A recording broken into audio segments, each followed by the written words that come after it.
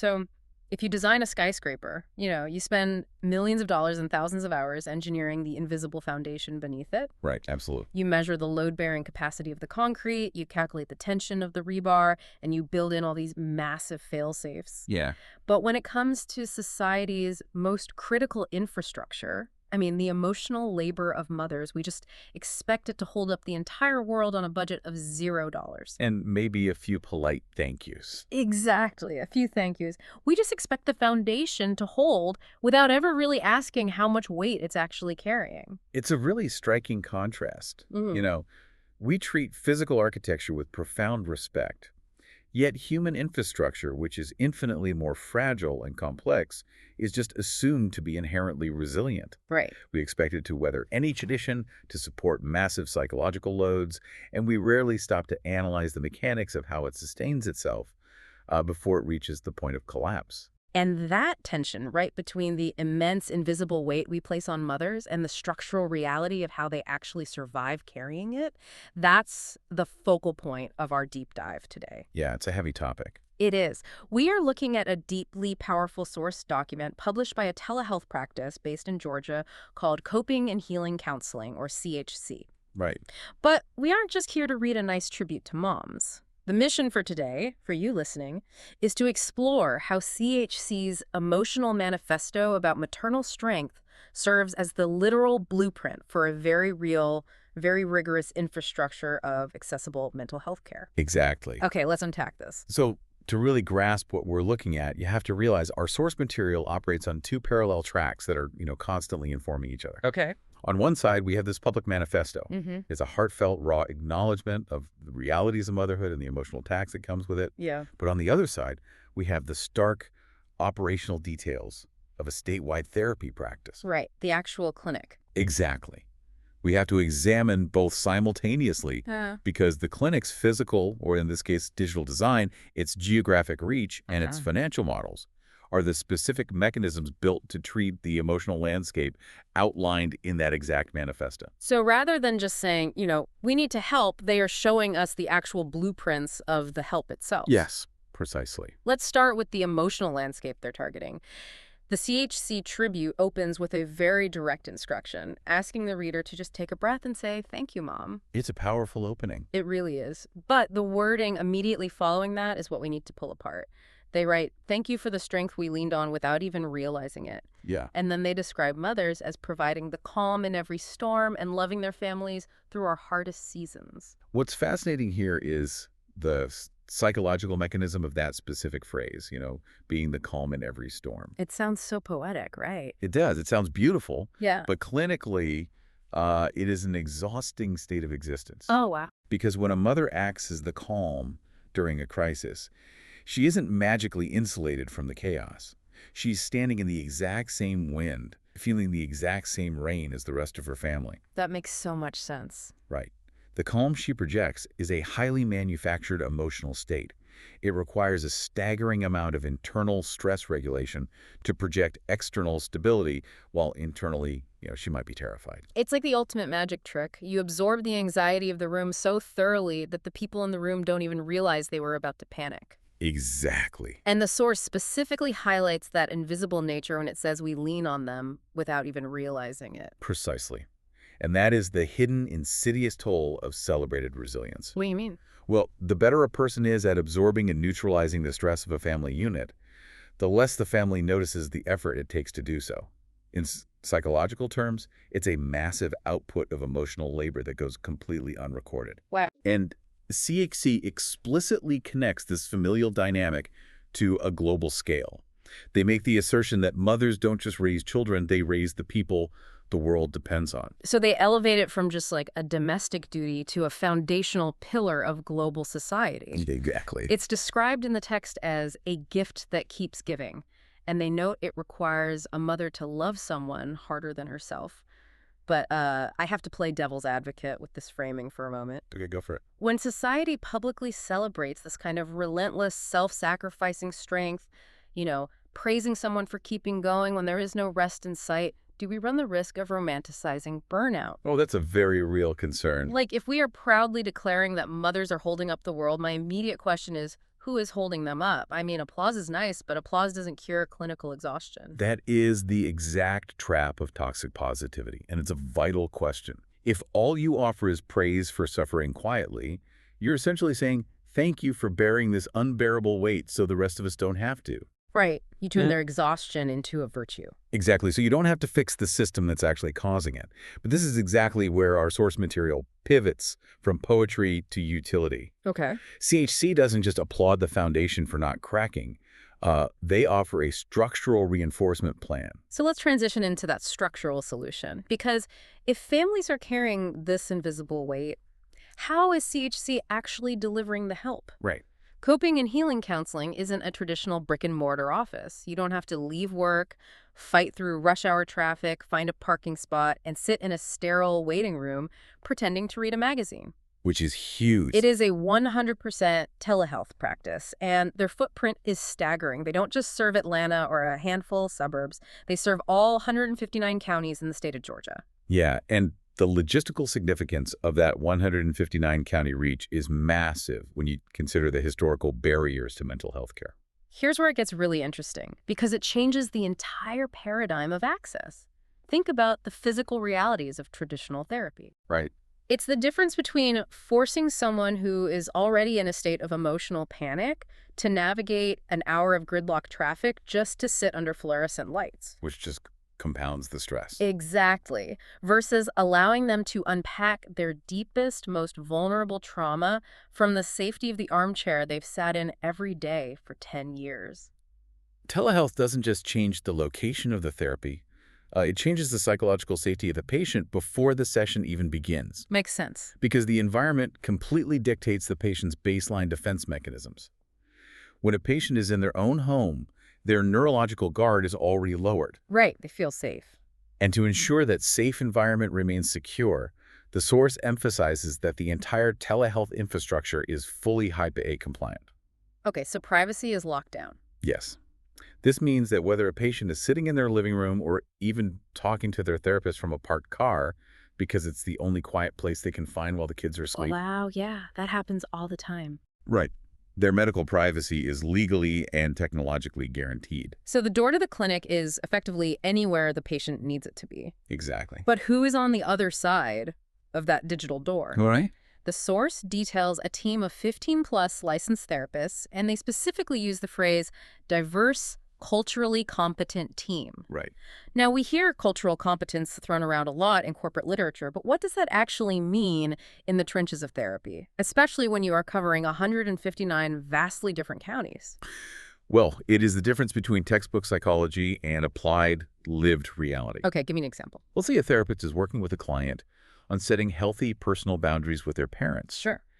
In a highly individualized Western urban context, establishing firm boundaries is often viewed as a standard, healthy psychological practice. Right. But if that client comes from a specific cultural background, perhaps in certain rural communities or specific immigrant households, where familial integration and deep deference to elders are the absolute bedrock of their social structure. Oh, I see where this is going.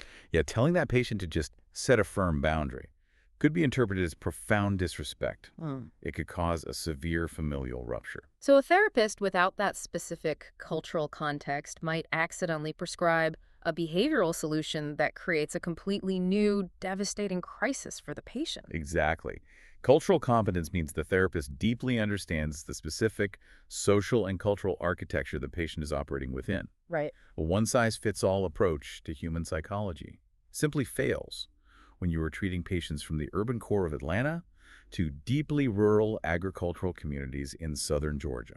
You need practitioners who understand the nuance of the patient's specific storm. You really do. And speaking of practitioners, the source gives us a bit of an alphabet soup regarding the credentials of these 15-plus therapists. Yeah, it can be a lot. They specifically list LCSWs, LPCs, and LMFTs.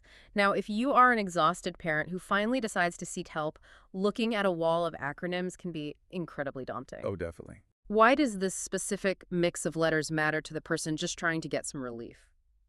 It matters because it ensures that a patient gets targeted highly specialized expertise rather than generic life advice. These aren't just different titles. They represent entirely different clinical lenses through which to view a patient's struggle. Okay. So LCSW stands for Licensed Clinical Social Worker. They are uniquely trained to analyze a patient's broader environment, their community, their socioeconomic resources, their systemic stressors. Got it. And the LPC? LPC is a licensed professional counselor. Their lens is often focused intensely on individual mental health, cognitive behavioral patterns, and navigating a patient's internal emotional landscape. Right. And the LMFT? Licensed marriage and family therapist. They're trained specifically to view the family as an interconnected breathing system. Oh. They don't just look at the individual gear, they look at how that gear's movement affects the entire machine. That's a great analogy. By housing all three disciplines under one virtual roof, CHC removes the burden from the exhausted consumer. So the patient doesn't have to self-diagnose what kind of specialist they need. Exactly. The clinic has the internal network to match the specific nature of the crisis with the exact right clinical lens. Which brings us to the actual crises they are treating. Hmm. The source lists their clinical specialties, and they do not pull punches. No, they don't. We aren't just talking about general stress management. The specialties include anxiety, depression, trauma, and PTSD, grief, and relationships. Yeah, those are heavy. Very heavy. How does a telehealth model where you aren't physically in the room with someone effectively handle something as heavy and visceral as PTSD or severe trauma?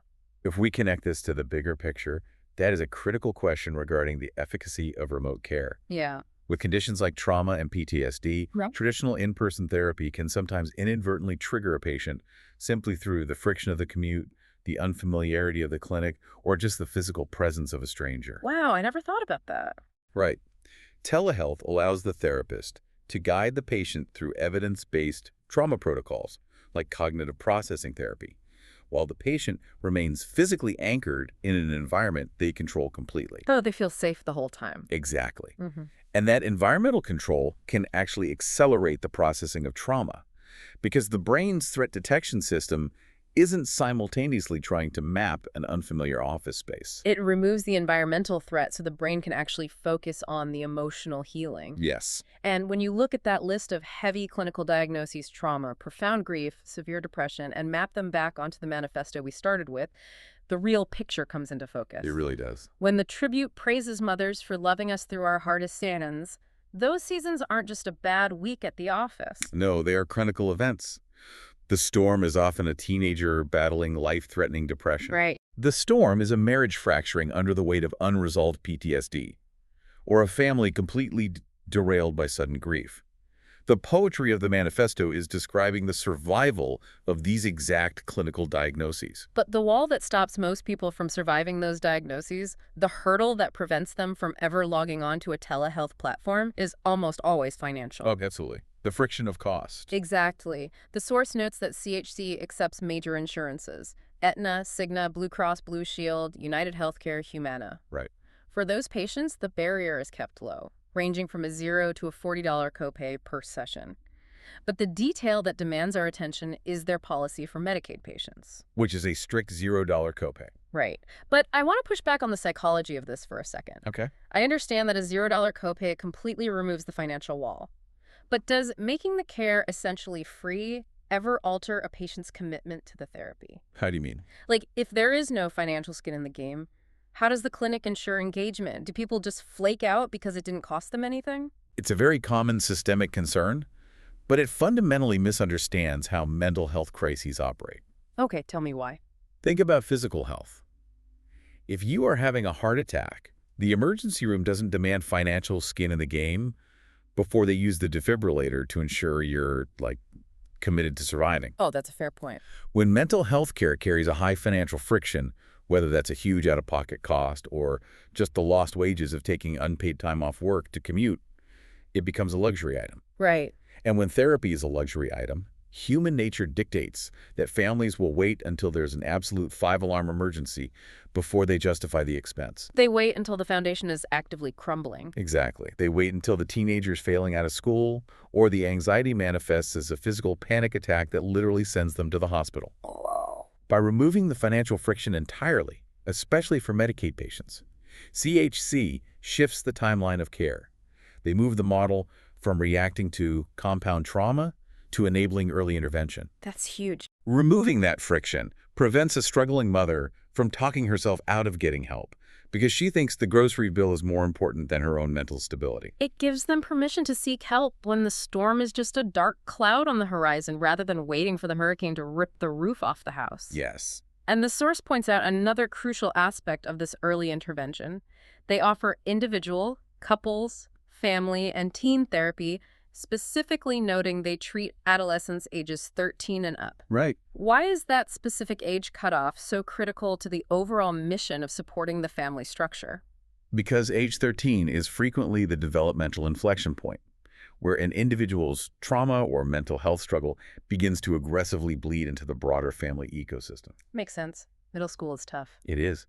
The challenges of adolescence, identity formation, peer pressures, hormonal shifts, they can act as an accelerant for underlying anxiety or depression. If the mother is the load-bearing foundation we discussed earlier, a teenager experiencing severe, untreated depression is a massive, unpredictable structural tremor. So by explicitly treating the teenager and by offering family therapy, CHC is treating the ecosystem itself. Precisely. They aren't just offering a private session to the burned-out mother to help her cope with the chaos. They are actively working to neutralize the chaos at its source. They are fixing the building, rather than just thanking the foundation for holding it up. Yes, and doing it all through a delivery system that requires zero commute, respects the cultural realities of the patient, and completely removes the financial paralyzation that keeps people trapped in cycles of trauma. And if someone listening is dealing with those cycles right now, it's actually incredibly easy to connect with them. Oh, right. Let's make sure we share that. How do they reach out? Their number is 404-832-0102. Or they can go to their website at cheattherapy.com. Okay, so 404-832-0102 or cheattherapy.com. Right, and they even have a direct email for support, which is support@hinctherapy.com. It's all about making that access as frictionless as possible. Absolutely. So what does this all mean for you, the listener?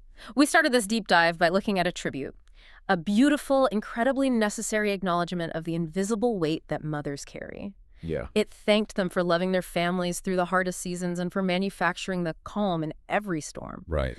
But words alone, no matter how deeply felt, do not write clinical prescriptions. Poetry does not untangle PTSD. No, it doesn't. What coping and healing counseling has done is take the sentiment of "thank you, Mom" and operationalize it. Yeah. They backed up the empathy with a highly accessible, culturally fluent, and financially frictionless telehealth infrastructure that spans every single county in Georgia.